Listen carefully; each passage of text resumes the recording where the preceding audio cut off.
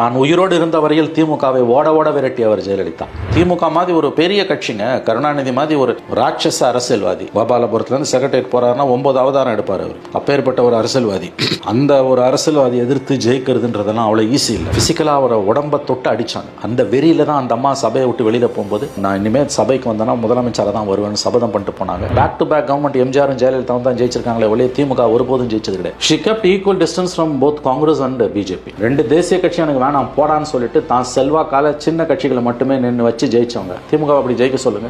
அந்த பொலிட்டிக்கல் ஸ்ட்ராட்டஜின்னு ஒன்று இருக்குல்ல சார், அது அவங்க எப்படி சார் ஃபார்ம் பண்ணுவாங்க? இதே பிரசாந்த் கிஷோர் அந்த அம்மாவை அப்ரோச் பண்ணாரு 2012-13 நான் ஒர்க் பண்றேன்னு. அந்த அம்மா சிரிச்சாங்க. எதுக்கு?